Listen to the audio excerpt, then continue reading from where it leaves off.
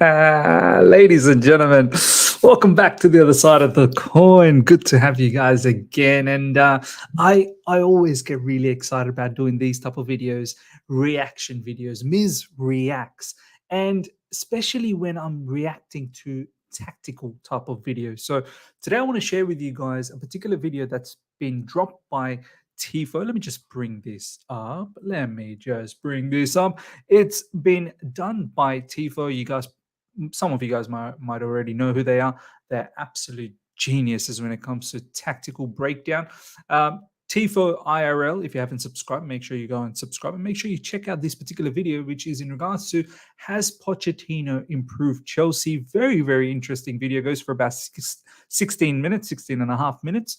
And what I want to do on this particular video is react to this, have a solid discussion around some of the things that they've found out through the tactical side of things, and some other data that they've collected in terms of the stats, which is going to be interesting to, as I said, have a discussion about. So yeah, I love doing this. So give this a particular watch if you want, or you can watch it over here, because we're going to try and break this down. So let's get it going, ladies and gentlemen. This is quite an interesting video, and we're going to pause in different areas where I feel like I want to make a bit of a statement. And you let me know in the comment section how you feel about the points that I'm raising. Let's go. They're supposed to be, or is it? I don't know. And that's why I'm Joe Devine. But I'm joined today by someone that probably, hopefully, does know. And that's you, John McKenzie. Hi. How you doing, buddy? Okay? I'm good, thanks. Fine. Well, listen, you're going to tell me some things about Chelsea today, because, of course, they've changed, a lot from last season, and indeed from the season before. We're getting to see Mauricio Pochettino at work now, so that's kind of interesting for us. Premier League fans will have seen him before, but this proposition is, it's 2023, you've got 100,000 players, they all play in blue. What are you going to do, Yes, well, actually, one of the things that we've seen change. By the way, sometimes they have some real awkward moments. The funny thing is they actually video that as well, which gives it a lighter touch to this particular video, which is interesting. From Pochettino 1.0 to Pochettino 2.0 is that he's changed his shape slightly. So people in the past may remember him playing either a 3-4-3 shape or a 4-2-3-1 shape, looking something like this. And usually what would happen is he would be desperate to get his fullbacks quite high up the pitch. That obviously leaves your fullback areas quite exposed. And so to counter that, he would have his centre-back splitting and one of his centre midfielders sitting in the space that they opened up. And again, this allowed him then to get his forward units quite narrow, because the fullbacks could run into that space. That would help with the counter-pressing. But the problem is that... So obviously they're talking about Pochettino 1.0. This was when Pochettino, I suppose, when he was the manager of Spurs, how he used to deploy things. As you guys probably would remember, Kyle Walker under Pochettino was explosive on the right side. And I believe on the left side, he had Gareth Bale. And even after that, I think Danny Rose was also very prominent during that time.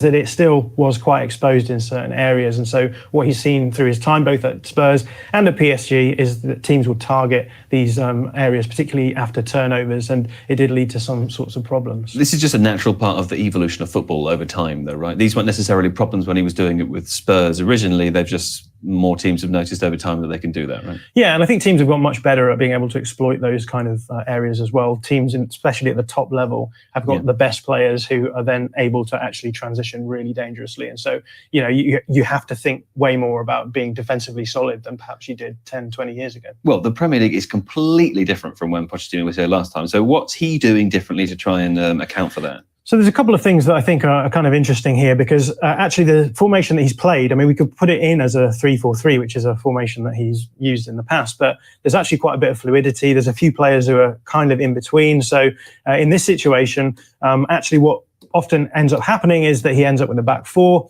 But if you look at...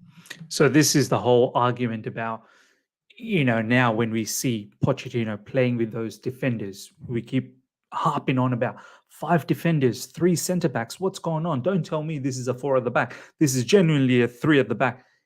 That's not the case, because Pochettino is literally using Levi Colwill as a left back. But this will be a good elaboration. At that back four, the makeup of it is quite interesting. So you've got three centre backs traditionally, with Levi Colwill often moving over onto the left hand side, almost as a left back in certain phases.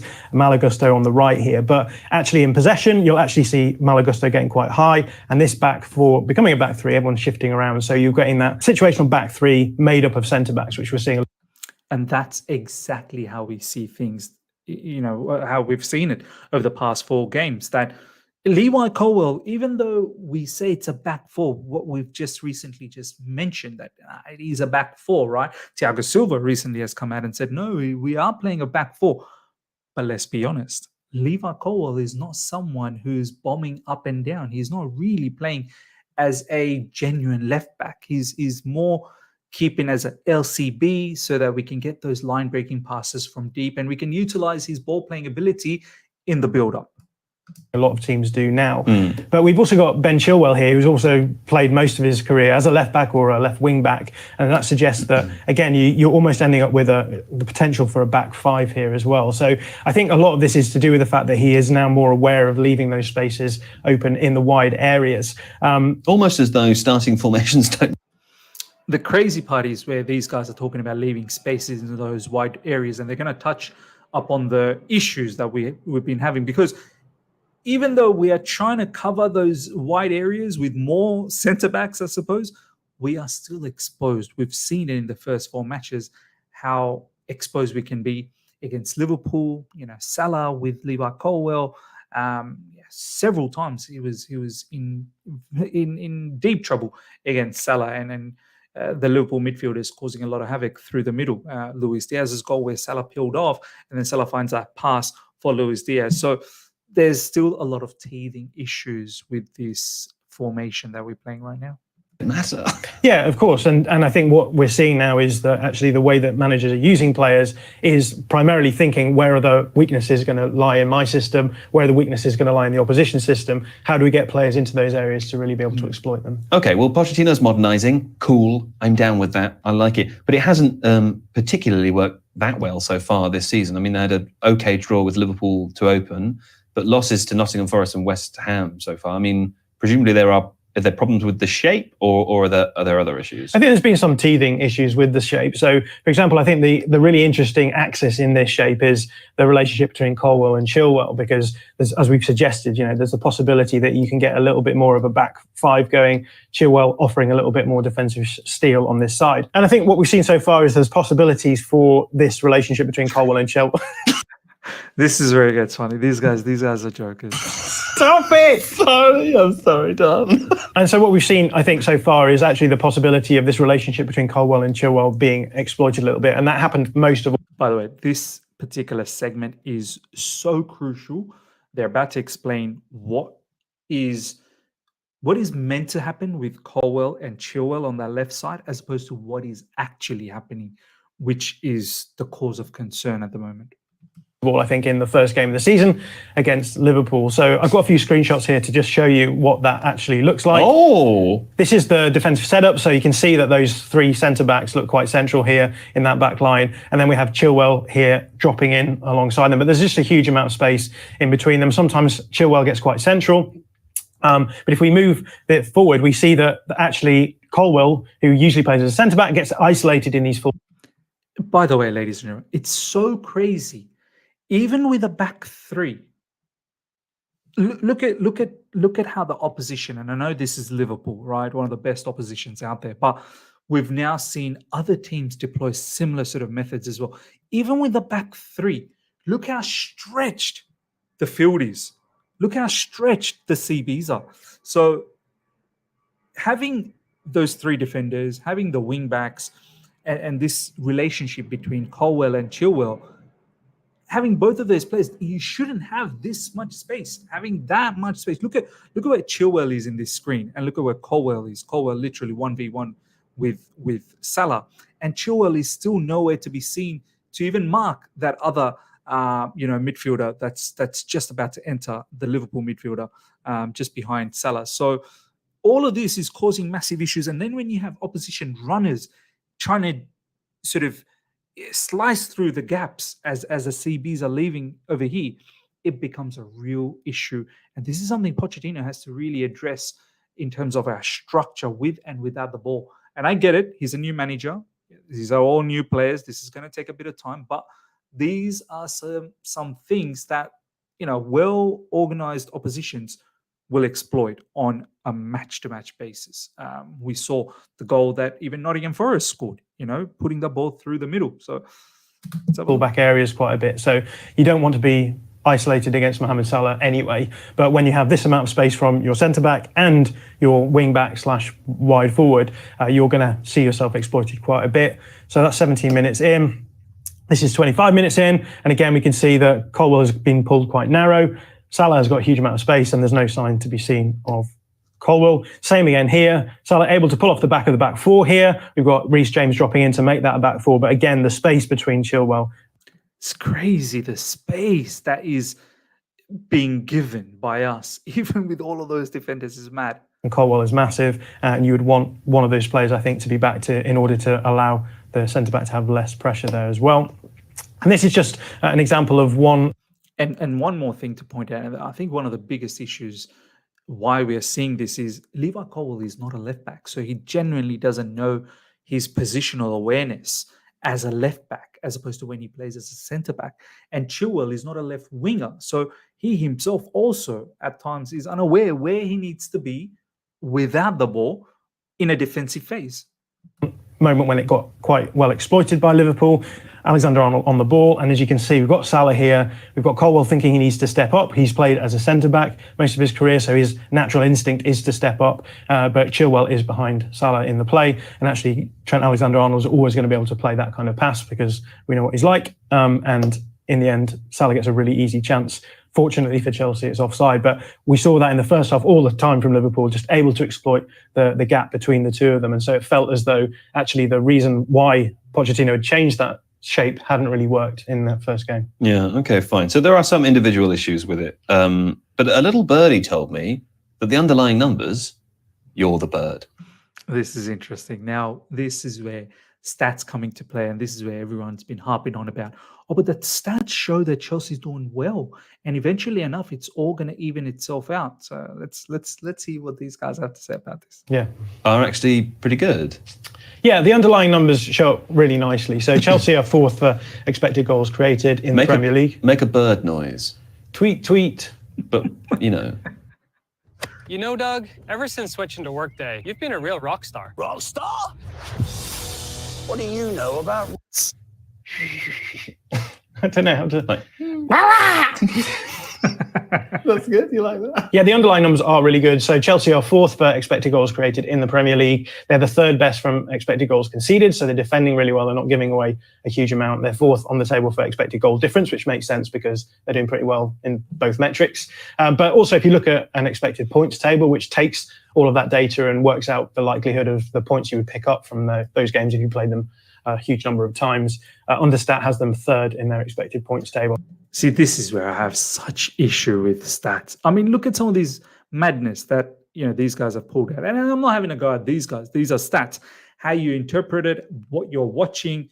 I mean, it's two different things. Like, stats are saying that Chelsea should be third in the ladder based upon expected goals scored. Well, expected goals that we haven't scored and expected goals not conceded. So, we shouldn't have conceded the amount of goals that we've put in, or I think we probably should have conceded more. Something like that. To be honest, I don't even understand the expected situation. It's so strange. This is why I want to stay as much far away from all of these expected stuff, because ultimately what matters is what is the truth, and the truth is we're 12. And actually has them 4.15 points higher than the current total they have in the actual table. So the underlying numbers do suggest that they've been pretty good. So in the long run, you would expect that to sort of iron out. Twice as worse as they should have been. I mean, that's fairly concerning, isn't it? Yeah, well, it's worth saying at this point that this is only 4 games in, and so there's going to be a huge amount of noise. But if you actually look through the individual games, they pretty much drew in terms of the underlying expected numbers with Liverpool. They then lost to West Ham in a game where they put up more expected goals than West Ham. Now, West Ham do play in a way where they're going to try and create a few chances, but good chances. So they did still put up 1.8 expected goals, which is good. But in that game, actually, it was 1-1. Enzo Fernandez missed a penalty. If Chelsea had gone up 2-1, you expect they probably would have gone on to win that game. And then they have a couple of games which are actually very similar in terms of the underlying numbers. One of them they won 3-0 against Luton, and the other one they lost 1-0 against Nottingham Forest. So again, it suggests that there's something going on there which might suggest that in the long run they're probably going to be fine. Okay, well, you said that's a small sample size so far. But is there any data that suggests that they aren't that good? Yeah, there are a few worrying metrics that have popped up, and the main ones are to do with finishing. Obviously, if you don't finish your chances, then you can put up really nice expected numbers, but you won't win those games. So 2 tables in particular. One of them is the big chances missed table that Opta puts out. They're joint top of that with 11 big chances missed. Everton are the other. This is actually a scary stat. I know sometimes we disrespect the expected goals, but what expected goals really means is you're expected to score that, which means your strikers are missing it, your forward players or whoever. Our finishing is poor. And as you can see over here, big chances missed, 11. This is going to be a problem. If this trend continues, because our players simply cannot finish on a regular basis, it don't matter what stat you put out, we are going to be where we are. So this is why sometimes I guess some of the Chelsea fans, they'll be banging their head and saying, hey, we need a finisher. But at the same time, there are certain people, like even myself, who, we're embarrassed to buy more to fix our situation. So it's a conundrum. It's an absolute conundrum. The other team who are doing that at the moment. So again, Everton have a finishing problem. And if we look at shooting accuracy, Chelsea are down with finishing accuracy of around 25%, which is the 18th worst in the league right now, which is not a good sign. So there's clearly an issue with finishing, but there's another metric as well which stood out to me, which is crosses. So in the league so far, Chelsea have put up 115 crosses, which is 20 more than the next closest team in the Premier League. That's actually mad. The amount of crosses, 114 crosses in the first 4 matches.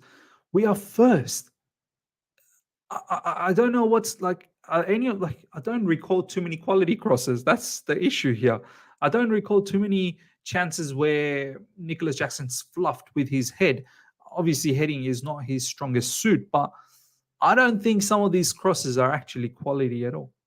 Almost as many as Man United put up in that one game against Fulham. Yeah, that's right. In 2014. That's right. Yeah. And we know that because we were given the data, right? The manager was very clear right. to point that out. But I mean, when you're talking about a team who are at the top end of the table, putting a huge amount of crosses in usually suggests that there's a little bit of a lack of creativity in terms of final third production. So they're starting to swing crosses in. And when you look at the sorts of players that Chelsea have up front, none of them you would describe as being particularly good aerial finishers. So that does suggest that there is a final third problem here. Okay, fine. Well, so we've talked about system, where the vulnerabilities might be there. Let's stay with finishing, though, but let's focus on personnel instead. Like, are there specific weaknesses here? Because we brought a lot of players in. Yeah, I think there's the elephant in the room when it comes to Chelsea's problem. There's an elephant in the room. There is. You may not have noticed it, but we're going to talk about it because that's what you're supposed to do with elephants in the room. But the elephant in the room here is that we know that Chelsea have had this wild squad turnover. And when you have players coming in, players going out, then actually a lot of the relationships between the players on the pitch can be affected. So if you look at the screen here, we've got the starting 11 against Nottingham Forest, and there's players who have barely played this season, let alone last season as well. So they don't know what each other look like. Yeah. And you know what, ladies and gentlemen, maybe sometimes we don't pay, and maybe I'm guilty about it as well. The chemistry is very important. Like, these players have been assembled and brought together. There's a lot of players that left from last season. We saw in the summer window, there's quite a few players that's come in, and to, I suppose, expect them to all sort of sync and collaborate.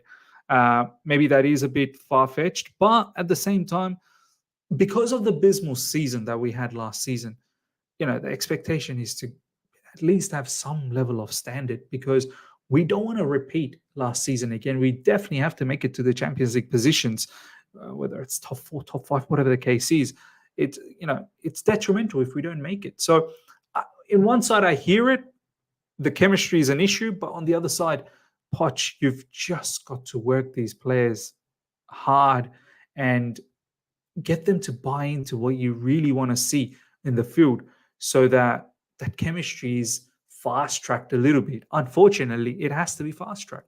Yeah, exactly. You know, who do you pass the ball to? Fortunately, they wear the same color kit, so that does help them. But you do want to develop these relationships between players. I know Raheem Sterling said last season he struggled because he was being moved into lots of different positions, and because there was so much turnover, he wasn't able to form those relationships of knowing how players are going to play, what their instincts are going to be, and so that's obviously impacted them as well. Now, you're very good at forming relationships as a person. Could you give any advice to the Chelsea players about how to sort of maybe what the catalyst could be to quicker, stronger friendships, John? Yeah, well, I think that this is mainly to do with actual on-field relationships rather than, and a lot of that comes down to knowing how a player is going to react in a certain situation. So playing maybe a pass, if you know that your striker is going to run in behind rather than drop off, then you expect to play that kind of pass when you receive the ball. Yeah, good point. That's a versus if the striker is going to drop off, then that's going to change the way that you're going to relate as well. So some of them might get a bit annoyed if you don't do enough hoovering, or that's what it's that kind of thing, right? Basically that.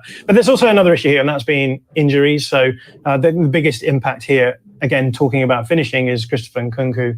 I think that Chelsea would have expected him to be the beating heart of their attack, and he's not been available. So that's set them back a little bit. They've also got Oman. By the way, we need to do a live stream about this, because Fabrizio Romano has brought up the Nkunku situation too.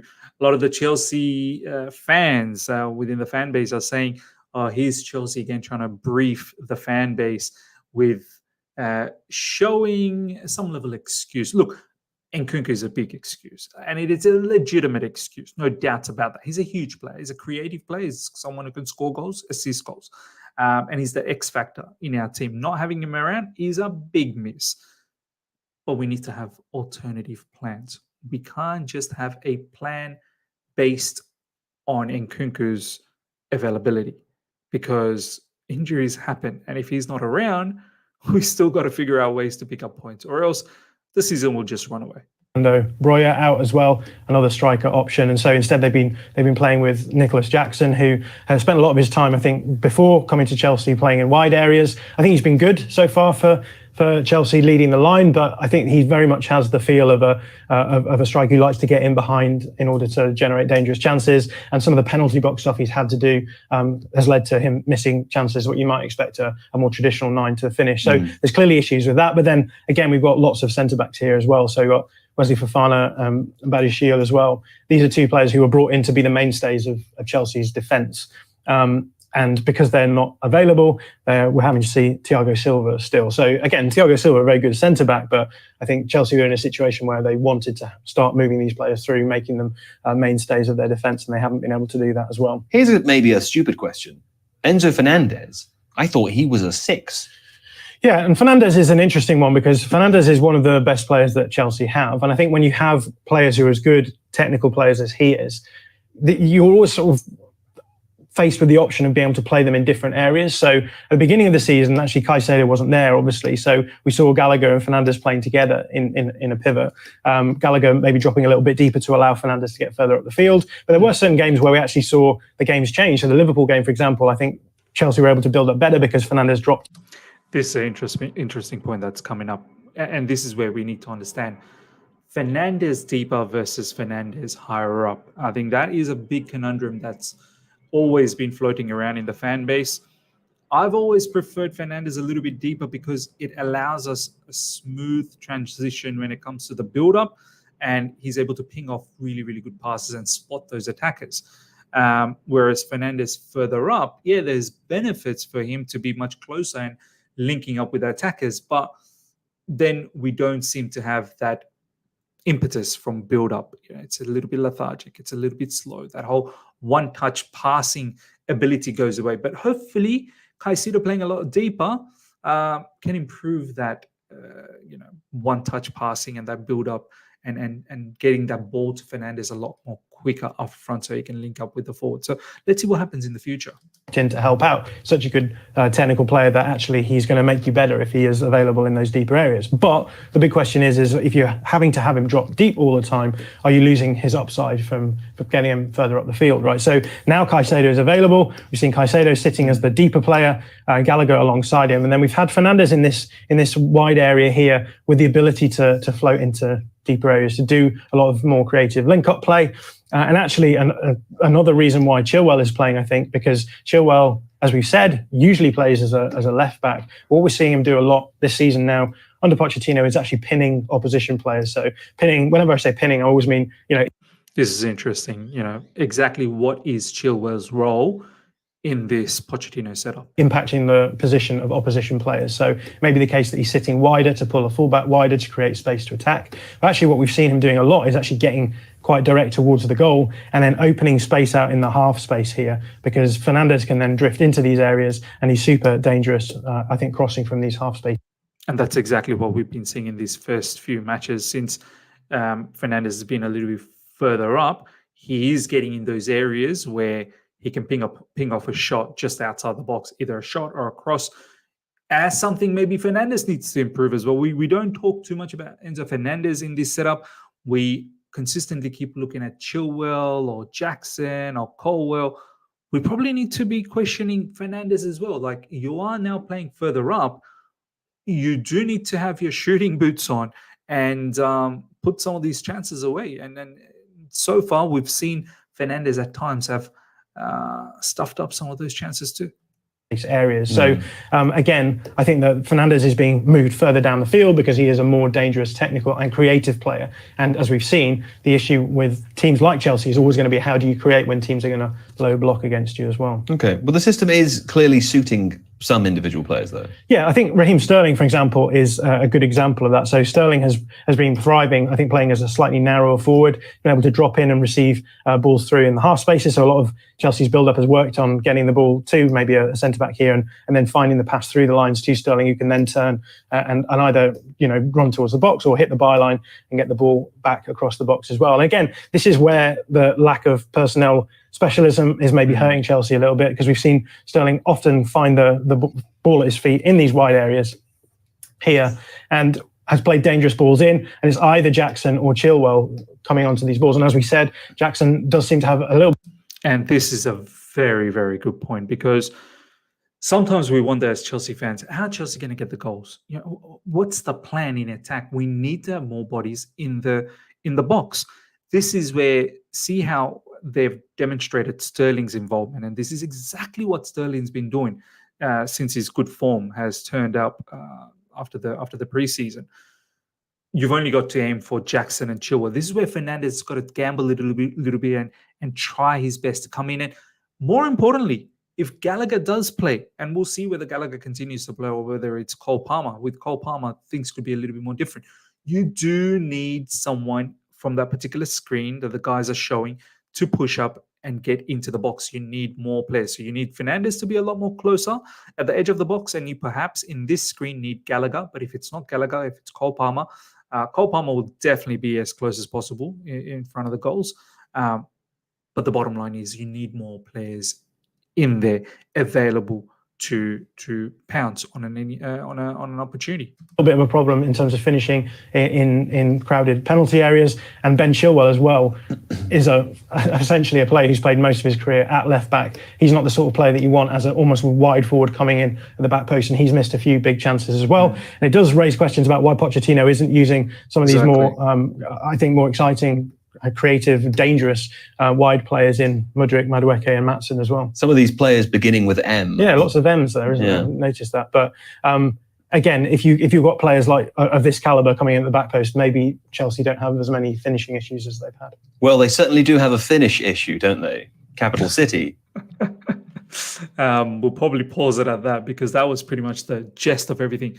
But as you saw, like, I love watching tactical analysis like that, because it kind of paints the picture away from the real match that took place, so you can just go back and actually see what truly happened. And the guys have nailed it. That's exactly what's been happening over the past 4 games, and we can see glaringly what are the issues, and these are some things that we need to sort out. Finishing is an issue. Ben Chilwell playing as someone who is very prominent inside the box. Does he have the quality to finish as well? Levi Colwell, some of the issues he's having defensively, the back three, the gauging holes everywhere, and lots. Sterling getting into dangerous areas and there's no one available. Enzo Fernandez we touched on as well. What are the double pit, the other couple of midfielders? What are they doing? At least one of them entering the box to provide another body. So many things to talk about. Chemistry, we talked about that as well. So a lot of things that needs to be worked on, needs to improve, and it needs to improve very quickly. Ladies and gentlemen, you let me know what you thought about this particular video and some of the comments that I've made as well, raised along with what's been provided by Tifo. If you want to see the full version of it, go check it out. But obviously, I've covered everything here. So let me know in the comment section what you thought about that. Smash the like button. If you're here for the first time, subscribe, hit the bell notification to stay in touch with all my content. I shall see you guys very, very soon for a live stream. So catch you sometime extremely soon. Until next time, see ya.